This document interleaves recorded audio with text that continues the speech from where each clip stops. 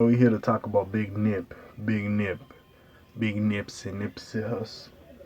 This is just gonna be a quick little update. I ain't gonna take too much of your time. But Big Nipsey Hussle, basically, we lost Nipsey. It was sad. He was standing in front of his store on Crenshaw in Slauson, I believe. Yeah, his little store over there.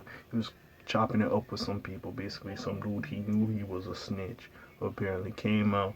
I don't know if Nipsey just told him to leave. Basically, Eric Holder wasn't feeling how Nipsey was embracing him. He thought he was him or whoever. You heard me? But at that point, came back apparently and did what he did, and sadly we lost Nipsey Hussle. Now, one of my favorite artists. You know what I'm saying? How I always say the marathon continues and all that shit. Like, I just like what he stood for and how he carried himself. I really fuck with that dude. But besides with we here to talk now. We got a little update. In that little case that was going on with Eric Holder, and this nigga was getting this, and that lawyer, and that, and this. We ain't talk about this shit for a while. But now Nipsey Hussle's killer, Eric Holder, has been sentenced to 60 years to life. And he ain't getting out, boy. He might pass away. Now again, I don't wish y'all nobody, I don't wish bad on nobody, but hey, like I said, fuck with Nipsey, fuck with what he was doing. Marathon continues. I be using that term, you heard me? That's what made me stop giving a fuck what other niggas do, honestly. I'm just like, nigga, I'm on my purpose. I'm on my body, nigga. I just do what I do, you know what I'm saying? And figure it out. Don't look at the other nigga like he might have got to it quicker, or it's a little bit easier for him because he got a little bit more connections than you or whatever. And you down in yourself, you heard me? Hey, it might take your ass longer to run around that track. But who knows, bro? You might have taken more. You might have gained more from taking longer compared to this motherfucker. The background noise. Now back to what I was saying. We're gonna get into it and see what went down. We're gonna read the article and read this shit properly. So, Nipsey Hussle's murder. I don't even like saying that. I don't even like that in that sentence. You heard me? But anyways, Eric Holder has been sentenced to 60 years to life in prison by a Los Angeles judge.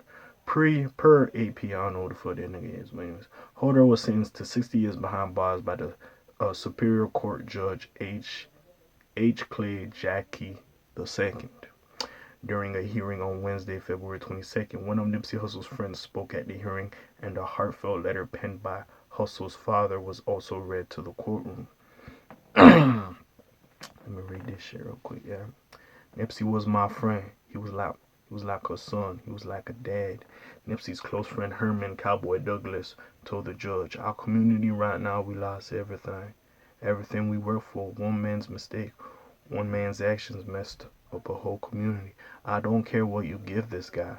It ain't about the time. I just want to know why. The world wants to know why someone would do that." The sentencing of Holder had been delayed for a myriad of reasons after he was found guilty for first-degree murder in July's trial related to the shooting death of Nipsey Hussle on March 31st, 2019. I remember this day. Over here it was late night, you know what I'm saying? It was late night over here where I stay at. I ain't stay in LA. LA, they behind like 3 hours. I live on the east, you heard me? So I remember I heard that shit was late night. I was close to April 1st. I thought niggas was bugging and thought, bro, but like when Nip got shot, I'm like, yo, Nip gonna be good, Nip tough, you know what I'm saying? Nip gonna be good, you straight. Then when I heard that shit Nip passed, I was like, nah, bro, not Nip. Not Nip, bro. Fuck with Nip tough. Like, you just see a nigga like that, bro. I just see a hustler. And like, let me explain. I just see a nigga like he just got that work ethic, bro. Like, he gonna keep going. He gonna figure out some new shit going. But when he got the keys to the castle, he wasn't like a motherfucker not trying to spend his wealth.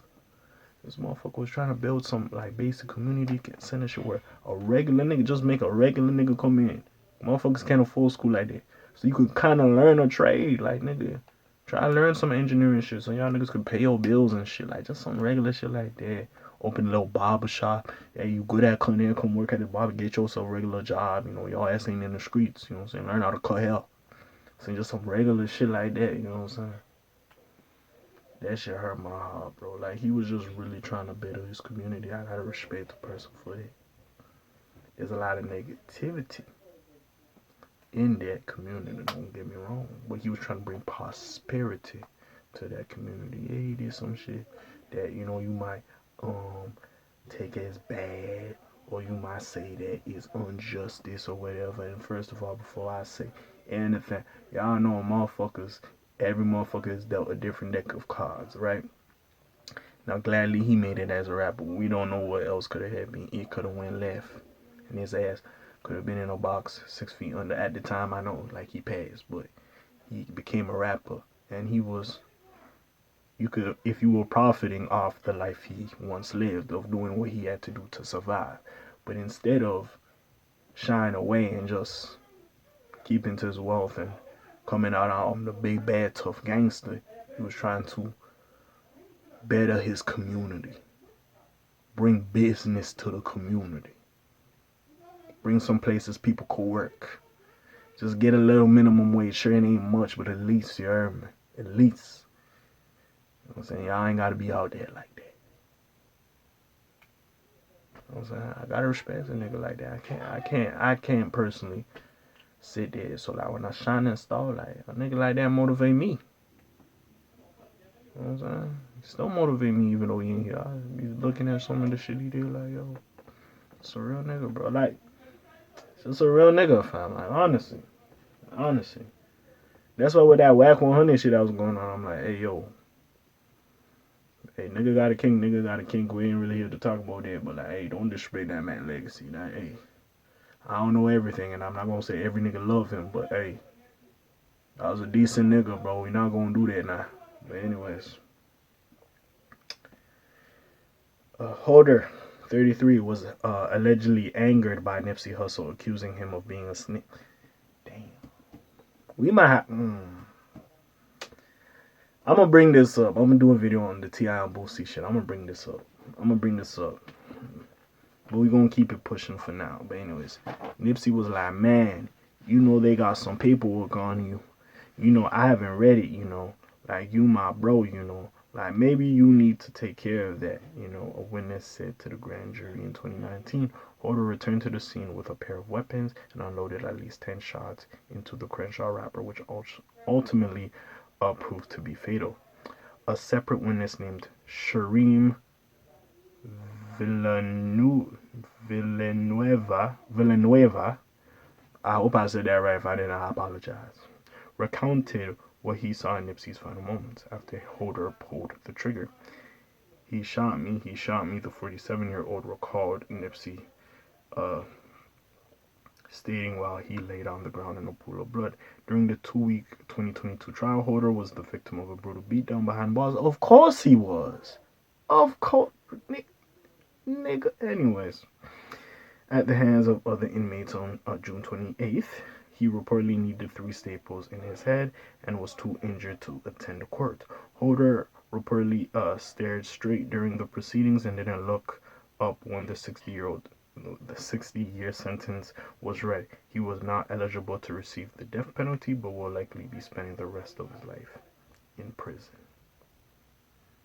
Hey.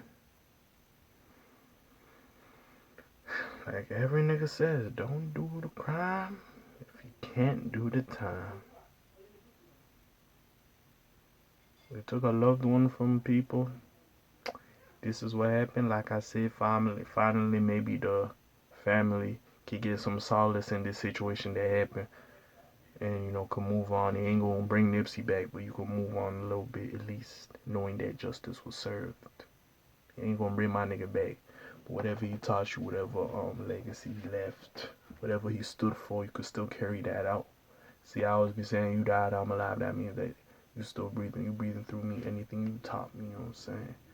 I might pass it on to another person. Like, oh, big bro taught me that. So move like this. And you take that, you apply that to yourself. Big bro still live. You know what I'm saying? A little teaching he gave me. I gave that to you. You keep it on. You passing it to your peoples. In a sense, he's still living, you know. That might give a nigga some solace, you know what I'm saying? As long as you keep his legacy and his teachings alive, of course the music gonna live. You know what I'm saying? But yeah, that's all I really gotta say. I'm happy that motherfucker locked up. Keeping it a buck. Hey, we gonna keep this shit pushing, you hear me? Hey, But I'm out for this thing, you know, like scrap up your boy. Yo, comment on below how you feel, you hear me? And yeah, besides all that, all I really gotta say, I don't have I have my whole little soliloquy and all the shit I say, but nah, bro. R.I.P. King Nip, you hear me? I'm gone. Slam Zoom, peace out, gang. Aye.